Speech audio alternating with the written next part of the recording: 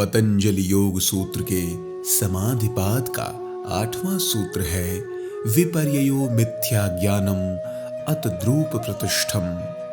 विपर्यय मिथ्या ज्ञानम अतद्रूप प्रतिष्ठम। विपर्यय का अर्थ है मिथ्या ज्ञानम, ज्ञान जो अतद्रूप उस वस्तु के स्वरूप में। विपर्यय का अर्थ है मिथ्या ज्ञान जो उस वस्तु के स्वरूप में प्रतिष्ठित नहीं है। विपर्यय 5 वृत्तियों में से दूसरी वृत्ति है, जिसका मतलब है गलत या उल्टा ज्ञान। आप इसे गलत जानकारी भी कह या समझ सकते हैं, जबकि आपको लगता है आप सही हैं और जो सोच या जानकारी है आपके पास वह बिल्कुल सही है। व्यास भाष्य ने बताया है कि किया गया कि विपर्यय प्रमाण इसलिए नहीं है क्योंकि यह प्रमाण के रूप में अपने आप को सही साबित नहीं कर सकता है, क्योंकि यह वास्तविक रूप में प्रमाण नहीं है। गलत ज्ञान या मिथ्या ज्ञान हमारी स्वयं की प्रगति के लिए एक अवरोध, बाधा है, क्योंकि आप धोखा खा सकते हैं और जिसके परिणाम स्वरूप मंजिल के अंत तक नहीं पहुंच पाते। ईश्वर एवं आत्म साक्षात्कार जैसी साधना तो यथार्थ ज्ञान पर ही की जा सकती है। यह तभी संभव है जब आप विपर्यय के स्वरूप अच्छे तरीके से समझ सके, और योग मार्ग पर चलने के लिए यह अत्यंत आवश्यक है।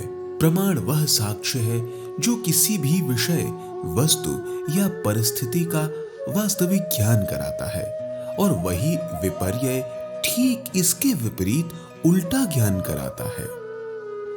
हम एक उदाहरण के रूप में इसे अच्छी तरह से समझ सकते हैं।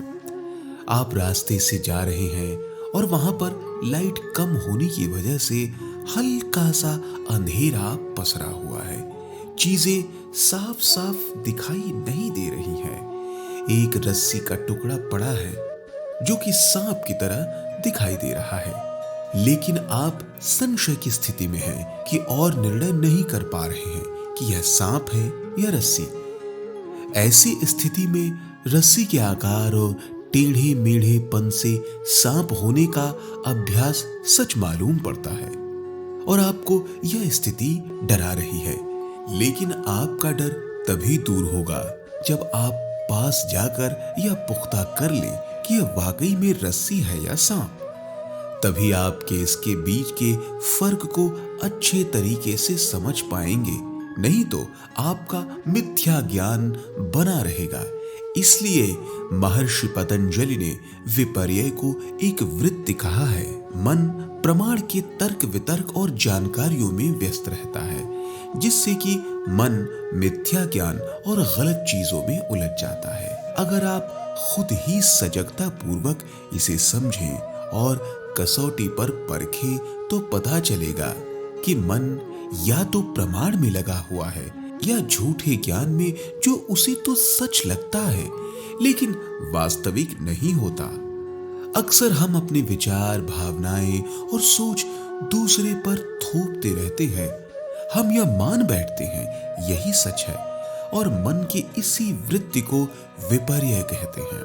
हम अपने पूर्वाग्रह, ज्ञान, धारणाएं, पहले से एकत्रित हुई जानकारी के आधार पर ऐसे निर्णय लेते हैं। विपर्यय आ जाए तो प्रमाण का स्थान नहीं रहता, तर्क विफल हो जाता है। मन की दूसरी वृत्ति विपर्यय में किसी भी तरह का कोई तर्क काम नहीं करता, केवल गलत समझ बनी रहती है। मन के भीतर ऐसे में तर्क उठता भी है तो बार बार पीछे चला जाता है और मिथ्या ज्ञान बना रहता है। कल्पना एक शक्ति है, लेकिन जोड़ा गया आवेग है।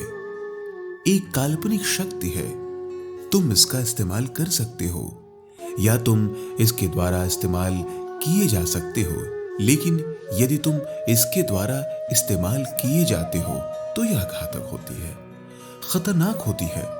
कल्पना किसी भी क्षण में पागलपन बन सकती है, लेकिन कल्पना सहायक हो सकती है। यदि इसके द्वारा तुम अपने आंतरिक विकास के लिए, अपने क्रिस्टलाइजेशन के लिए किसी परिस्थिति का निर्माण कर सको। पतंजलि कहते हैं क्योंकि ध्यान के मार्ग पर शब्दों को छोड़ देना पड़ेगा ताकि दूसरों के प्रभाव को छोड़ा जा सके। ध्यान रखना, शब्द दूसरों द्वारा सिखलाए जाते हैं। तुम शब्दों के साथ नहीं जन्मते, वे तुम्हें सिखलाए जाते हैं और शब्दों द्वारा बहुत सी पूर्व धारणाएं सिखला दी जाती हैं। शब्दों द्वारा धर्म, शब्दों द्वारा पौराणिक कथा, हर चीज पोषित कर दी जाती है।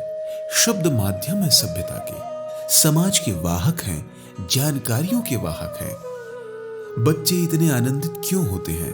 हम यह कहकर टाल देते हैं कि वो बच्चे हैं, और जब बड़े होंगे और दुनियादारी की बातों को समझेंगे तब ऐसा नहीं करेंगे, क्योंकि तब तक वह भी पूर्व धारणाओं और शब्दों के ज्ञान में खो जाएंगे और वही उनकी वास्तविक जिंदगी का हिस्सा बन जाएगी। यही कारण है कि बिना पूर्वाग्रह के होने की वजह से बच्चे छोटी सी साधारण बातों को लेकर आनंदित हो जाते हैं, और यह हमारी कल्पना और सोच से बिल्कुल उलट होता है कि कैसे यह सब हो रहा है। तुम सोच नहीं सकते कि आनंद घटित कैसे हो रहा है, इसलिए विपर्य को समझना बहुत ही आवश्यक है।